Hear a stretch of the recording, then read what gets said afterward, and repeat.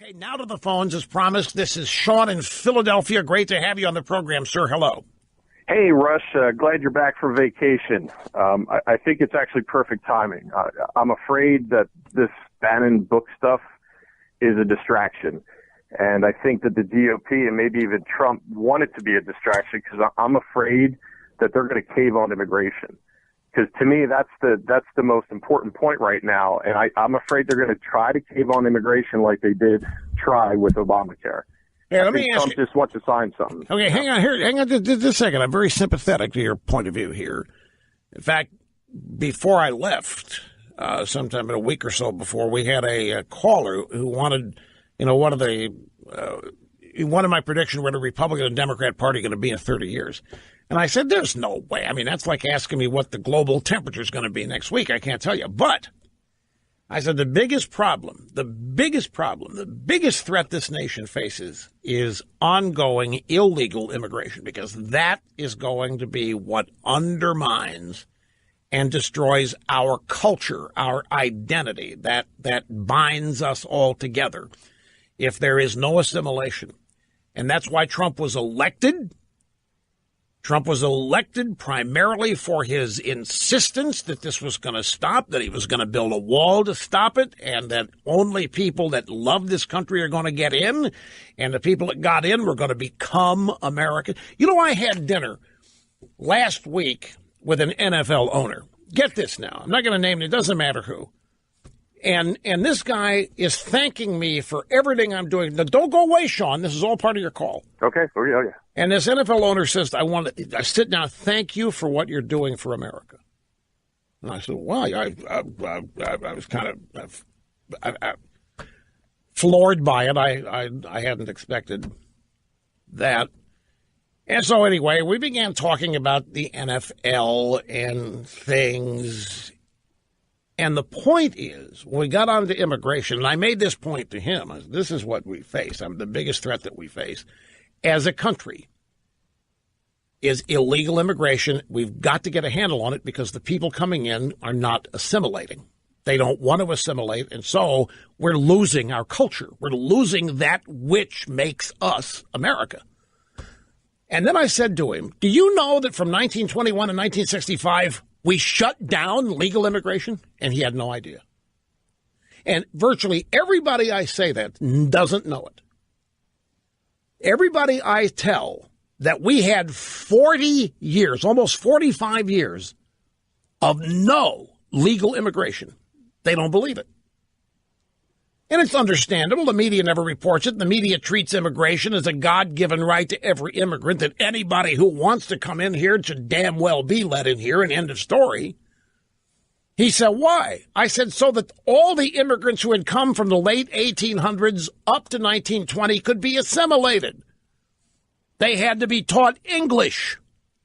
They arrived wanting to become Americans. And it took time for that to happen. So they had to learn English.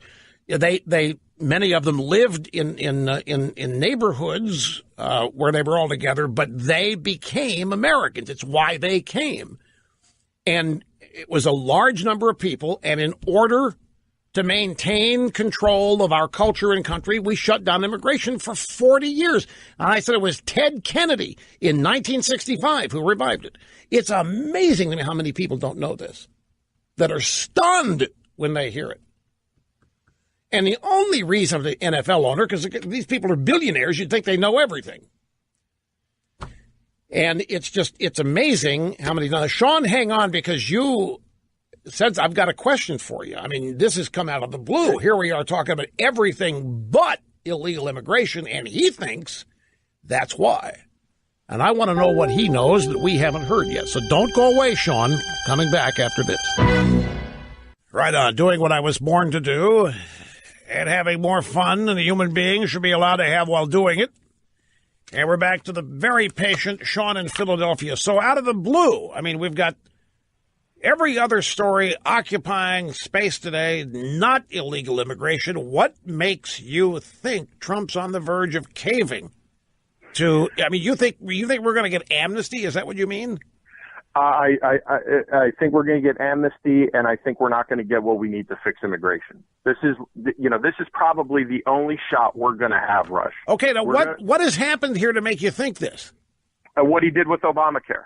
He agreed. He let the swamp tell him, oh, this bill's a repeal or replace. And as you rightly pointed out earlier, it wasn't a repeal at all. If anything, it enshrined government health care. And I'm afraid he wants, just like your anecdote said before, he told you he was so surprised that people didn't warm up to him. He didn't realize that the other half of the country would always hate him. I think he wants to be liked. And I think, who's in the room talking for us now? They're negotiating right now. It's going to be McConnell and Ryan, and you and I both know they like illegal immigration. Okay, wait. See, that's what I was getting at. Why were you calling today of all days about illegal immigration when there's not a single story about it anywhere in the news cycle? Well, on Breitbart, there's a story where it talks about, it shows some of his tweets on immigration. It's reminding that, hey, this is coming up soon, this immigration battle. And I started looking at these tweets, and I noticed that he's being particular, and he's usually not particular about his words in his tweets, but he was like, oh, yeah, we're definitely going to get a wall out of this. All right. Well, the devil's in the details. Okay, they might give him like 5 miles of wall and call it good. Okay, now hang on. There's a reason, folks. Nothing randomly happened. We take calls randomly, but nothing staged.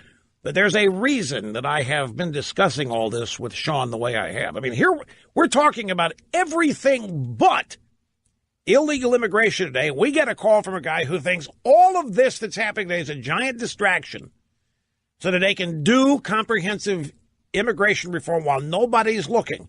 And I just happen to have a soundbite here. And Sean's call is the transition to it. And it's from this morning. And it's at the White House. Trump held a meeting with Republican members of the Senate about immigration reform. And we are going to hear on this bite Senator Lindsey Grahamnesty. Here we go. Lindsey used to be a great enemy of mine. Now he's a great friend of mine. I really like Lindsey. Can you believe it? I never thought I'd say that, but I do like him a lot. Thank you. I like me too, so we got something in common already. We all know that. Obama couldn't do it. Bush couldn't do it. I think you can do it. There's a deal to be had. If you want it bad enough, we'll get it. It'll be good for the country. Everybody's got to give a little bit. But I've never been more optimistic about an immigration reform proposal making it to the president's desk than I am right now. There you go. I have this soundbite here. It's in the roster. It's number 43 on the roster. And all of a sudden, Sean calls and said, whoa, this was meant to be. So there you go. It's taken 20 minutes, but I just wanted to confirm your instincts. You're exactly right. Lindsey Graham is saying we're closer than ever to comprehensive immigration reform than he's ever seen it. And just so everybody knows, Lindsey Grahamnesty is an amnesty guy. I mean, he was a partner of Senator McCain's in that effort. He's been close to Chuck U. Schumer. Now, I don't know what the details of the legislation they're all talking about here yet, but in the past, comprehensive immigration reform has always meant amnesty, right, Sean? Absolutely. Always. And where's the, we have to. Why do you think Trump would sell out his voters this way? Are you a Trump supporter? Did you vote for Trump? I voted for Trump. Okay, why do you think he would sell them out this way? This is the exact opposite thing he promised. You couldn't get, if they're talking, we don't know, we're just assuming, because we hear the word comprehensive immigration reform in the past, that's always meant amnesty, folks. That's Washington speak for amnesty. Why would Trump sell everybody out this way? The reason is because what he did with Obamacare. That established a pattern. He willingly was telling everyone, hey, it's a repeal. No, it's not. Everyone knew it wasn't a repeal. And I'm afraid he's going to do the same thing here. Hey, I got a border wall. And no one in the media except for you will be pointing out, like, no, that's actually not what you promised. We only got 10 miles of wall, or we didn't get E-Verify, or they promised they'll do this next year. We have to do it now. Whatever we get, it's going to be gotten now, or we're never going to get it. So you think the excerpt from the Wolf book and all the attention being paid to it is serving as a distraction while they do this behind the scenes? I think they're going to use it as a distraction. I don't think that, they contrive to, everybody contrive to do it. Right. But I think they're going to use it. I think Trump will use it. I think he'll just keep, if he's going to cave like he tried to cave with Obamacare, I think he'll just keep beating it. I don't think that's what the only disagreement I have with you here, and I've got to go because I'm out of time. I don't think caving on Obamacare was what was happening. I think it was something entirely different. Remember, that's the first 3 months, the first 2 months. There was a whole different dynamic going on. And I understand your concern, and my explanation may not salve you at all, but I'll still get to it. Okay, we have to take the top of the hour break. When we come back, just hang in there, folks, as I'm going to try to walk Sean back from the ledge, our last caller from Philadelphia. I don't think a sellout of immigration is what's actually going on here. I'll explain it, what I think is going on. I'm pretty sure when we get back. And here we are back at it. El Rushbo, your guiding light through times of trouble, confusion, murkiness, tumult, betrayal, sacrifice, and even the good times. I'm also America's real anchorman. And we're here at 800-282-2882. The email address, lrushbo@eibnet.us. Okay, what's going on with this immigration business today is what to do about the dreamers. It's all about DACA, who, by the way, these are these young children. They melt your heart. These are the young children that were brought. These kids, have you seen the story? Half of them are illiterate. Can't speak, can't write. They're not assimilating. A majority of them are not assimilating. Anyway, what is happening here? I remember our previous caller thinks that Trump is on the verge of agreeing to comprehensive immigration reform, which would be a sellout of his campaign assurances and promises. And I asked the caller why. Well, he was going to sell us out on the repeal and replace of Obamacare. He said, as you correctly pointed out, there wasn't any repeal of Obamacare in the original repeal and replace. And I said to him, there's a different dynamic then. That was what? That was March. Trump's inaugurated in January. I was up there. It was March 23rd when the actual final vote on this took place. Of course, it went down in flames. And that was a different time than right now, and even last month when the tax reform bill was passed. And this is not an excuse for Trump, but our caller, it sounded to me like the caller thinks that Trump was purposely betraying a promise to repeal Obamacare from the campaign. And I don't think that's what was going on. I think that Trump was hell-bent. He was desirous to set a record to getting major legislation passed sooner than anybody ever had. I think that was the objective. At the time, I don't think he had a full-fledged understanding of how cooperation legislation from Capitol Hill to the White House worked. He was still in training wheels in terms of understanding how the swamp works. And I think he also believed that he was going to have much more support from his party than he had. I think he was surprised that the Republicans on Capitol Hill were so recalcitrant. We now know why, by the way. Let's not forget this. We have learned shortly before the end of the year that for most of last year, elected Republicans thought Trump had colluded with Russia and thought he was not going to make it. They really thought there was something to that story. When I learned that, I was beside myself. But they believed it. It was in the New York Times. The New York Times is the Bible. Our guys, despite their awareness of the unfairness of the media, they still can't comprehend that something like that would be totally made up. Whereas you and I think that the mainstream media makes it up every day. They don't. They believed Folks, I think one of the primary reasons, and there are many reasons, one of the primary reasons there wasn't any cooperation, Republicans in the House and Senate with Trump early on, was they thought he wasn't going to make it. They thought he was going to get impeached. They thought he had cheated. They believed the Russian collusion story. Enough of them did. Not all of them, of course, but enough of them did.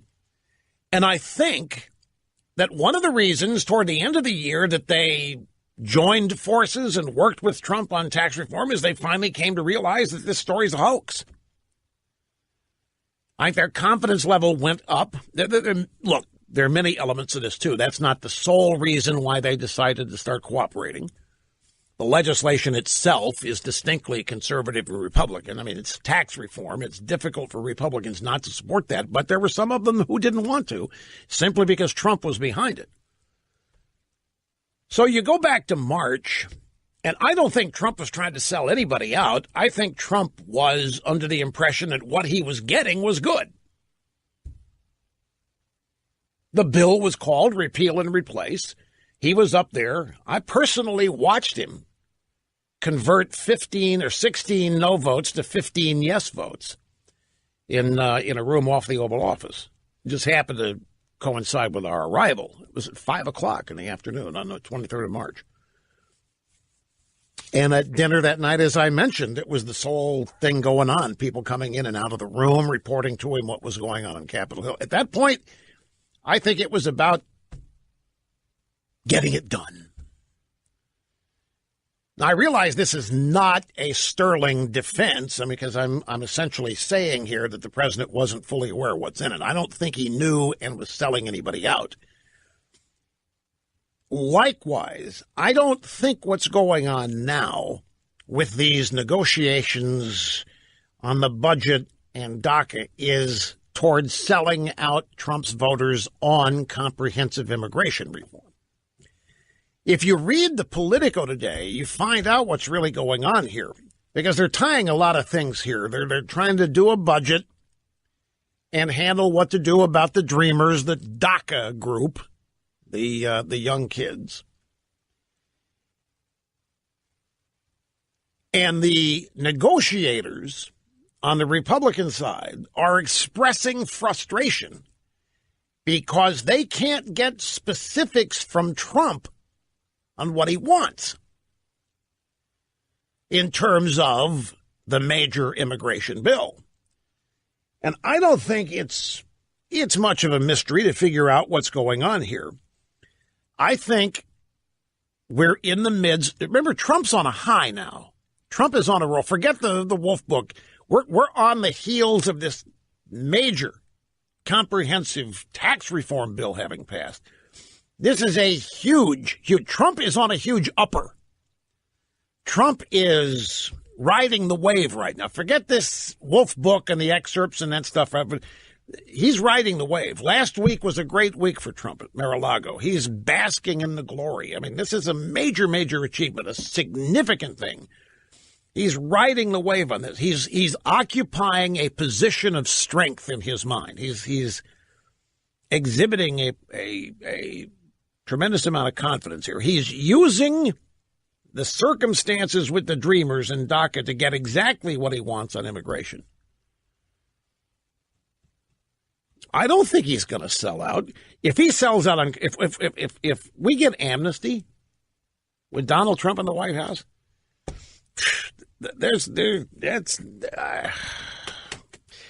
it doesn't compute.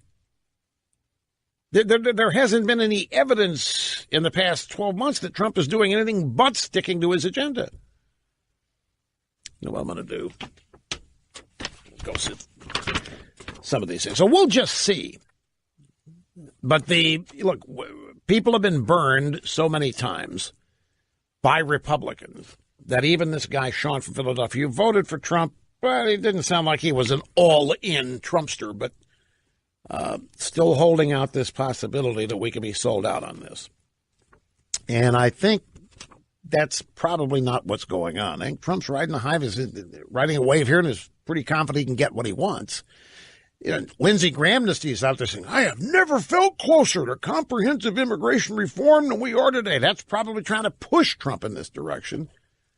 You know, these guys think they all know how to play Trump now. All of these people think that to get what they want out of Trump, all they got to do is just flatter him and praise him. They think that they can get him to do anything they want, that he's so almost childlike in his acceptance of flattery and praise. So they lavish it and they ladle it on and think they're going to get where they want to go as a result of that. Here's now Dan in Dallas. You're next, sir. Great to have you with us on the EIB network. Hi. Hey, Rush. How you doing? Nice to talk to you. You bet. Thank you, sir. Hey, I was talking to Mr. Snerdley about DACA. I've been watching the news now for about the past week and a half, and Republican strategists, Democratic strategists, they keep saying the American people want this. 80% of Americans polled are in favor of DACA. I mean, I talk to friends, family from all political spectrums. We talk about taxes. We talk about the environment. We talk about every subject, but we never talk about DACA. I'm just curious, where does this poll come from? Where do they get these numbers from? Because I just feel like maybe I'm heartless, but I'm just in the 20% that doesn't want DACA. It's, polling is becoming an area that has, in many people's view, become corrupted and untrustworthy. The last election, presidential election, was a sterling example. Most got it way wrong. And the previous elections, too. And the polling companies, it's getting harder and harder because people are harder and harder to reach and identify. It's very rare to see a poll where 80% agree on anything. I myself, I haven't seen that poll, but my inclination would be to be suspicious of it. I'm suspicious of everything in the media, however. That's just me. I'm suspicious of everything, without exception. It's the way you have to be now, folks.